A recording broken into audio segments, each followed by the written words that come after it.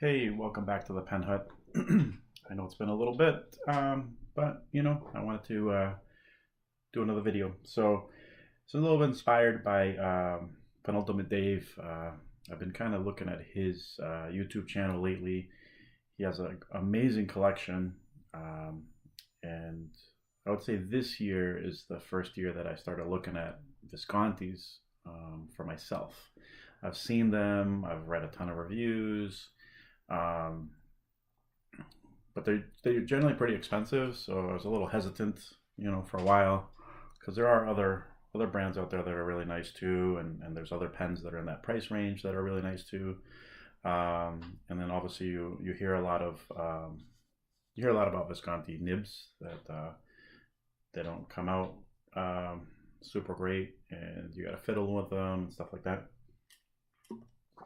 And that's not something that I like to mess around with. I mean, I'll do a little bit of nib tuning here and there if needed, but it always made me a little bit nervous.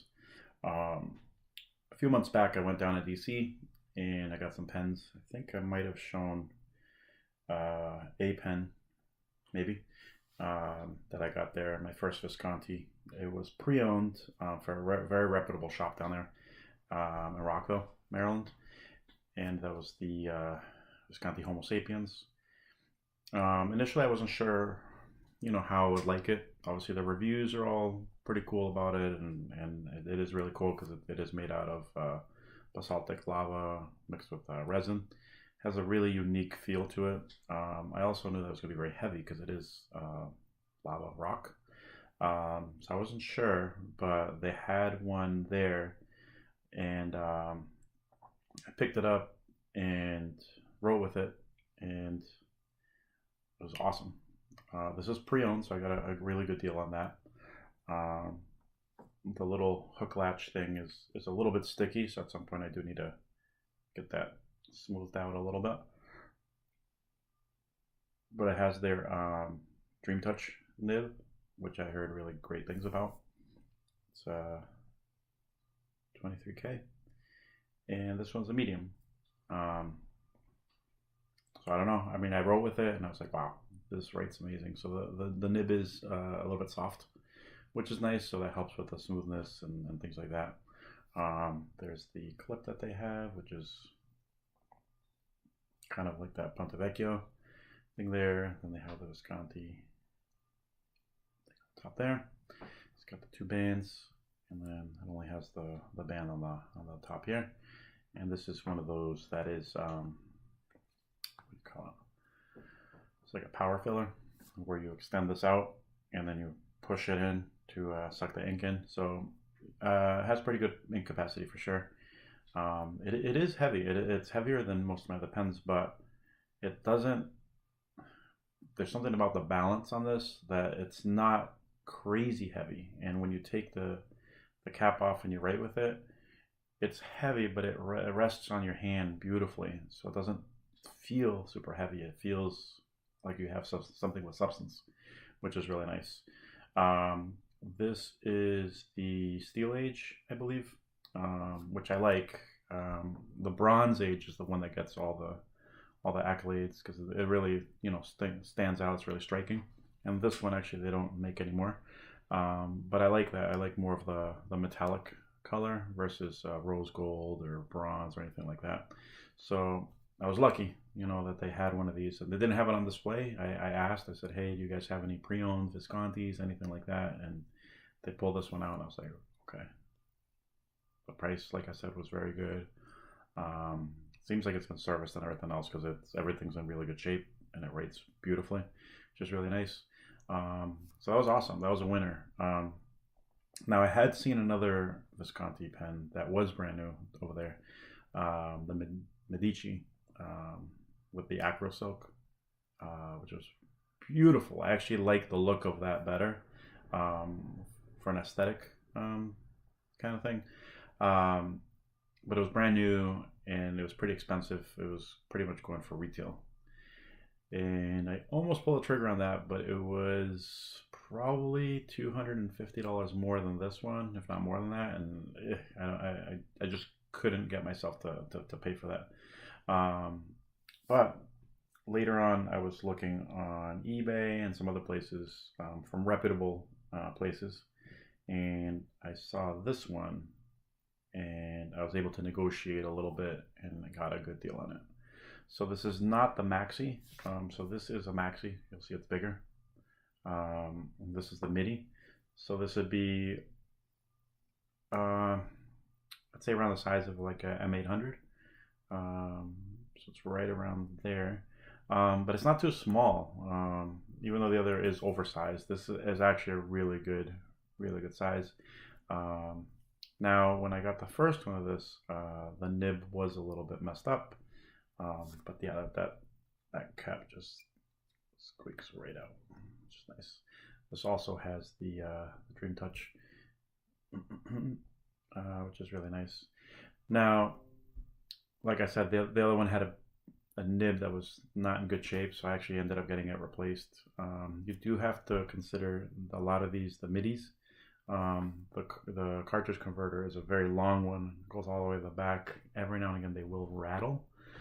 So that was the second thing that I said to them, and I said, hey, you know, the nib's not in good shape and this thing's rattling back here. And they were super friendly, super nice, and they were able to swap it out for me. Now, had I kept that one and the nib was still working fine, you can just put a slight little bit of tape on the back of the converter, and then it won't clink on the inside. And I guess a lot of the midis and a lot of the regular operas have that thing where they might clink, because it does get narrower in the back, and then it just clinks in there. But that was fine. So I was very happy. I waited a little bit to get the replacement, but I don't know if you can see that color. That is gorgeous. Other than like arco-celluloid or something like that, I have not seen this kind of material. I think they call it the acro silk. It is beautiful. It's very eye-catching to me. I really don't care if it was a Medici pen or not, but the material on this is just stunning. This is also a slightly heavier pen too. You can definitely feel the weight there. I don't post either of these. They don't need it. But this one, once again, is very, very comfortable, and it has the same thing where you, actually, sorry, this does not have the push-pull. This has the converter. If you were to get this same model as a maxi size, the oversized, you would get that that power vac, if you want to call it that. This one does not. This one has the cartridge converter, which for some people, I think they would prefer having the other system. I don't care. I don't write all that much, so this is more than simple enough for me. Now, right around the same time that I got this one here, and I just liked it. It's a, you might recognize it. And this one I'd seen a lot of photos of online. This one's also, I think, discontinued for quite a while now, so it's a lot harder to find brand new, and if you do, it would be very expensive. This is the Wall Street. It says Wall Street right there. I don't know if you can see it. So it says Wall Street there, and it's a limited edition. And this one is, and I don't think I can see that very well.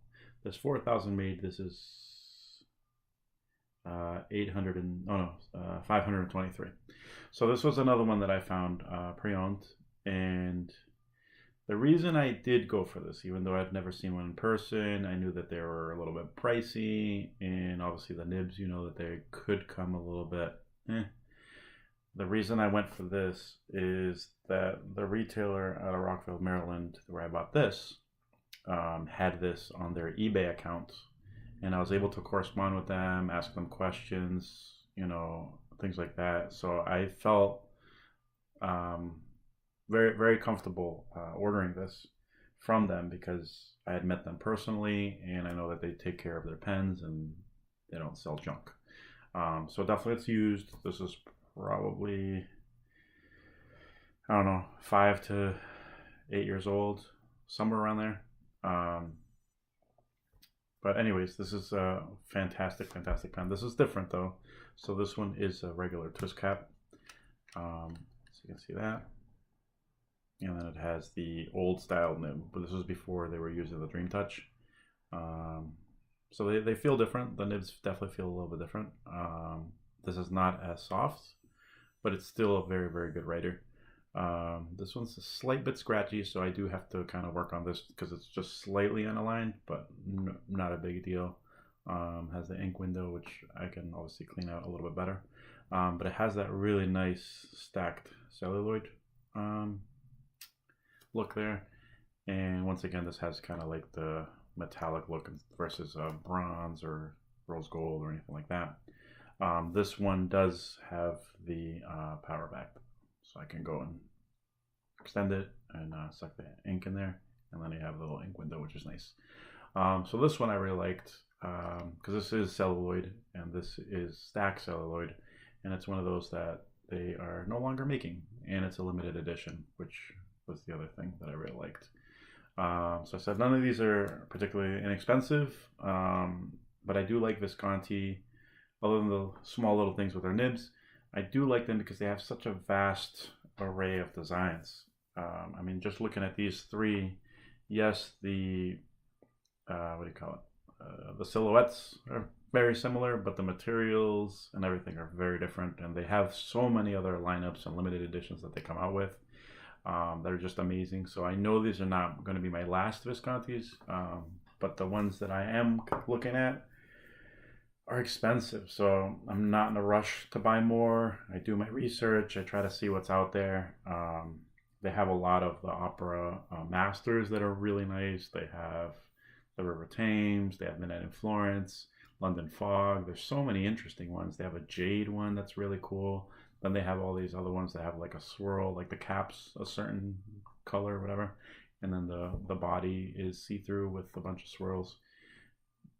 Which initially I was kind of like, that's kind of weird, but then it's unique. Like there are no other pens that have styling like that. So that's one thing that I see from Visconti is that they are super creative and they try different celluloids, they try different materials, different colors.